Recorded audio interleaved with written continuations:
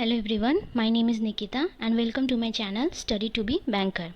This is Smart Kira quiz of GK और ये quiz number 10 है।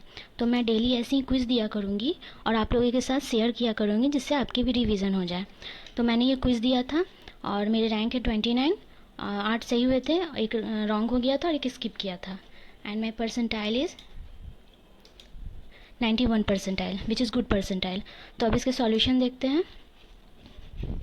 तो मैं ऐसे डेली क्वेश्चन शेयर आप लोगों के साथ डिस्कस करूंगी और थोड़े थोड़े उसके बारे में बताया करूंगी जिससे आपको भी थोड़ी नॉलेज होते जाए करंट अफेयर के लिए।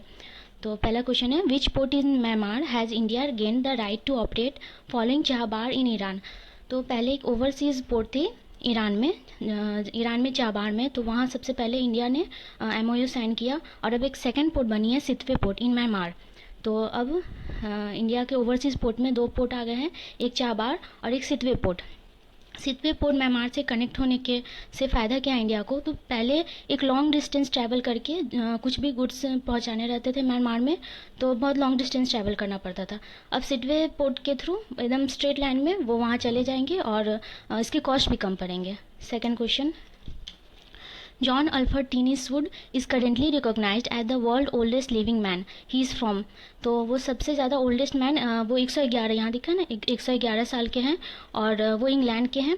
और बस नाम याद करना, इस क्वेश्चन में ज़्यादा कुछ नहीं, उनका ईयर, उनका नाम और यहाँ कहाँ के हैं वो, इंग्लैंड, और गिनीज बुक में इनका रिकॉर्ड नाम हुआ है। Third question, which country has overtaken India as the primary importer of Russian crude oil via sea route according to report from energy cargo tracker Vortexa. तो इंडिया सबसे ज़्यादा import करता था क्रूड ऑयल, रशिया सबसे ज़्यादा import करता था crude oil India में, और अब उसको इंडिया को ओवरटेक करके चाइना ने वो पोजीशन ले ली है। तो चाइना नंबर 1 पे है और इंडिया नंबर 2 पे है।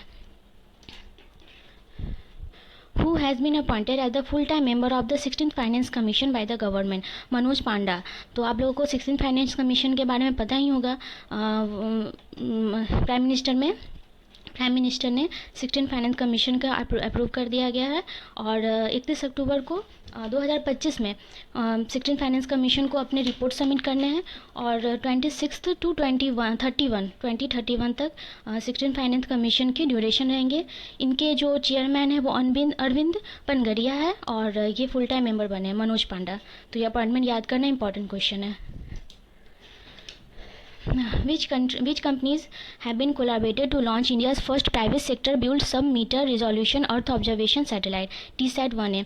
तो टाटा एडवांस सिस्टम LTD और सैटेलॉजिक, तो ये दोनों कंपनी मिलके ये कोलैबोरेशन की है क्या लॉन्च करने के लिए, तो प्राइवेट सेक्टर बिल्ड सब मीटर अर्थ ऑब्जर्वेशन करने के लिए सैटेलाइट लॉन्च किया है। तो ये दोनों नाम याद रखने हैं, टाटा एडवांस और यहाँ सैटेलॉजी। यहाँ देखिए कन्फ्यूज़न करने के लिए इसरो डाला हुआ है, तो फट नहीं सैटेलॉजिक होंगे और ये क्वेश्चन मेरा सही है। who recently completed run across the entire length of Africa spanning 16 countries। तो अफ्रीका में रस कुक ने पूरे टॉप से बॉटम तक इन्होंने डिस्टेंस कवर किया है। तो इसमें बस नाम पूछा जाएगा और कंट्री पूछा जाएगा अफ्रीका, तो बस नाम याद करना है और सही न देखिए सारे में एक जैसे नाम है, तो रस कुक होगा, थोड़ा ध्यान देके नाम याद रखना है। Which entity handed over to project specific SPV special purpose vehicle named Kalam Transco Limited and Jalpura Kurja Power Transmission Limited। तो ये क्वेश्चन मेरे गलत हुए हैं, मैंने टाटा पावर किया था पर RDC सही होंगे। The Technology Development Board TDT under the TDP under the Science and Technology Ministry has partnered। ये मैं ऐसे ही बता देती हूँ। उत्तराखंड टेक्नोलॉजी डेवलपमेंट बोर्ड ने उत्तराखंड में एक प्लांट इस्टेब्लिश किया है जहाँ पर लिथियम आयन बैटरीज और ई वेस्ट के रिसाइकिल किया जाएगा, उनको रीयूज़ किया जाएगा। तो किसने किया है, टेक्नोलॉजी डेवलपमेंट बोर्ड ने।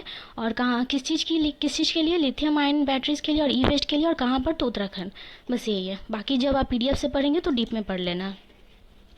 सेंट्रल कोलफील्ड लिमिटेड CCL ने अपना टैगलाइन यहाँ पे उनका पूछा गया है और उन्होंने अपना लोगो चेंज किया है। तो टैगलाइन डाला है फ्यूलिंग सस्टेनेबल ग्रोथ। एक ये क्वेश्चन मेरा छूटा था, तो एक ये क्वेश्चन और एक वो क्वेश्चन गलत हुए, तो ये दोनों क्वेश्चन के कारण मेरे 91 परसेंटाइल है।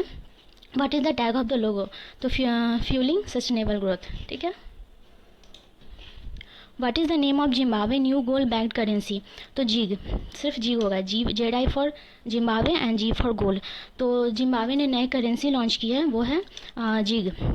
उन्होंने जिम्बाब्वे में बहुत ज़्यादा हाई इन्फ्लेशन चल रहा है, तो पहले इन्होंने अपनी करेंसी से लोगों में आराम से बांट दी, जिसके कारण इन्फ्लेशन बहुत ज़्यादा हो गया। फिर इन्होंने डॉलर लाया, फिर उसको कैंसिल किया, फिर इन्होंने RTGS नाम से करेंसी लाए, उनको कैंसिल किया, और अब इन्होंने जीग लाया है।